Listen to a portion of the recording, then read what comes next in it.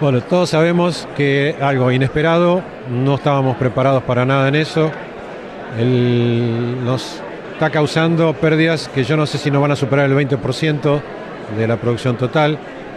Así que, y nos encontramos con una enfermedad que, digamos, es muy difícil de combatir porque, por supuesto, hay que combatir el vector. El vector es muy móvil, o sea, tiene toda una serie de características que complican la situación. Y se agrava porque una parte muy importante de la superficie sembrada se hace de segunda. Entonces el problema es que cuanto más temprano, menor desarrollo tenga la planta y es atacada por la chicharrita, que es el vector, mayor es el daño a futuro. Entonces muchas zonas que han sembrado temprano han recibido menores daños. Por lo tanto, yo no sé qué va a pasar este año, o esta campaña que viene. Posiblemente se inclinen algunos o a sembrar temprano. Vamos a ver la cantidad de agua que va a haber en el suelo en el momento de siembra y cuáles son los pronósticos. Esa sería una primera aproximación.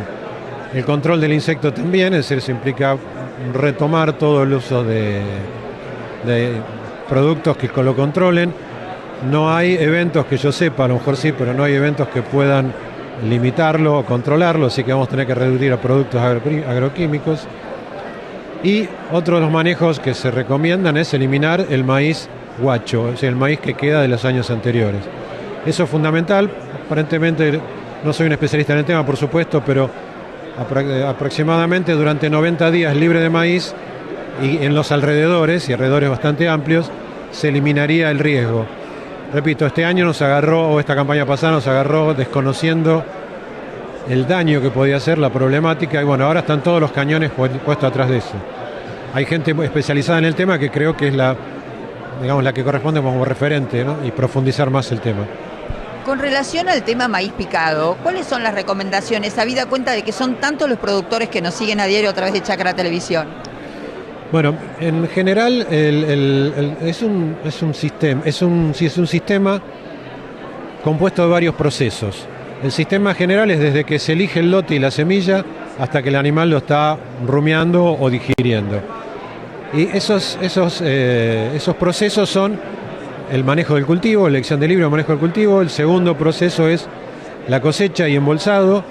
El tercero es la apertura del silo, aunque no lo crean. Y el cuarto sería la distribución hacia el animal.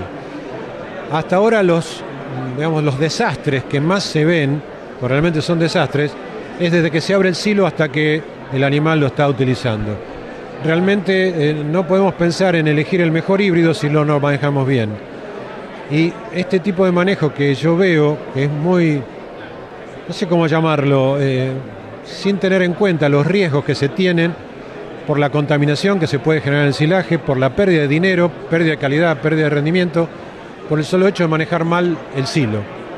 Así que hay que poner muchos cañones a convencerlo al productor, que el productor sepa que hay manejos que no se necesita inversión de ningún tipo, sino que además va a traerle ganancias.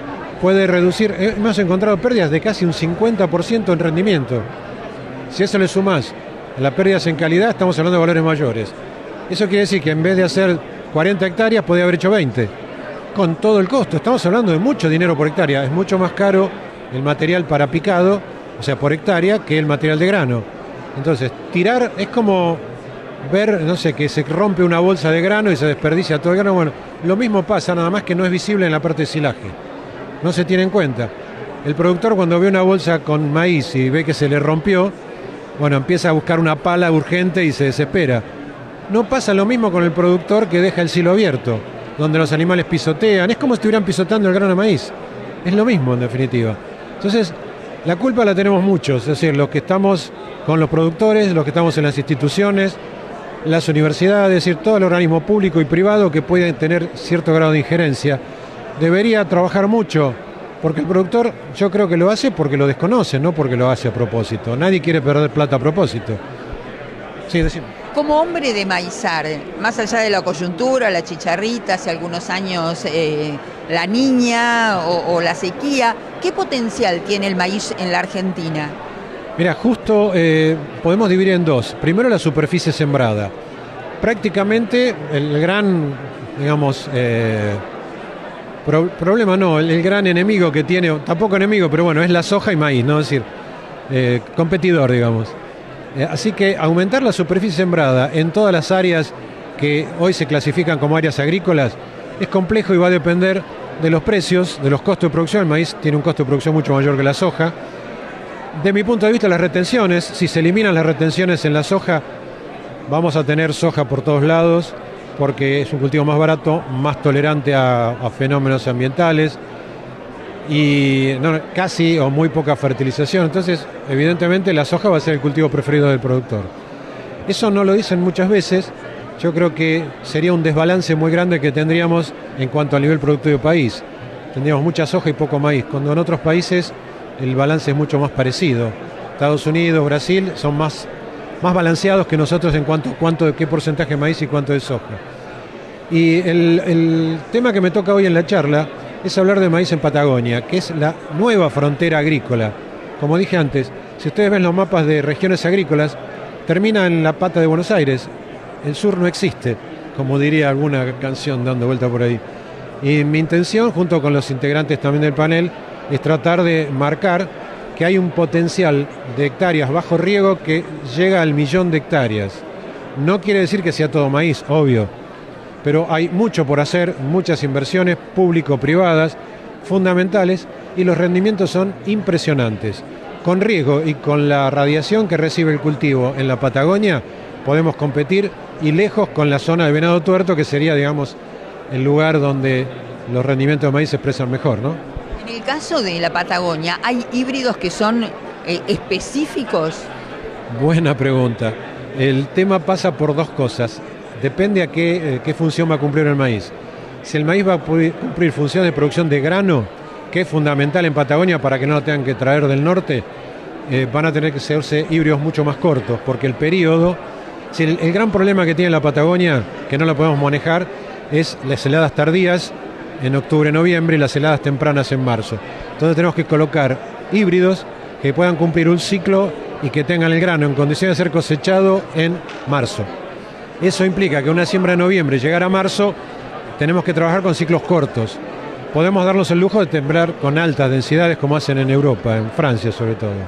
Si el maíz se usa para picado, que es la mayor demanda, por los feedlot, por la producción ganadera, ahí tenemos la posibilidad de tener ciclos mucho más largos. Hemos tenido rendimientos impresionantes en Chubut, ya estamos hablando al sur de Río Negro, ¿no? En el valle de inferior del río Chubut, donde superó con creces todos los años que nosotros tuvimos en zona de secano, en las mejores zonas, como puede ser Tandil, Venado Tuerto, no sé, la que a ustedes se les ocurra, y hemos superado, pero hemos tenido rendimientos de 120 toneladas. Cuando el promedio en la Argentina está alrededor de 38 o 40 toneladas, y el récord que yo tuve en un ensayo fue de 92 toneladas, o sea que ahí estamos hablando de valores mucho mayores. Por supuesto, con riego y con alta dosis. Todo pasa por el problema numérico, porque para llegar a ese rendimiento hay que darle de comer. Y para darle de comer tenemos que trabajar con mucha cantidad de urea, que es el principal nutriente. Y va a depender el costo de la urea, el manejo del agua, y obras que hay que hacer, tanto como dije antes, públicos y privados, para eficientizar el uso del agua. Se está desperdiciando mucha agua por mal manejo y por no uso. El río Negro desemboca en el Atlántico, por supuesto, vuelca mucha agua. Eso no quiere decir que hay que usar toda el agua.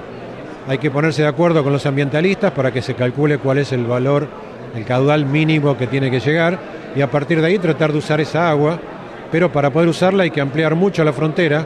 Potencial hay, eso es fundamental. Si estuviéramos en países como Holanda, por ejemplo, tendríamos hasta en Tierra del Fuego maíz, pero bueno,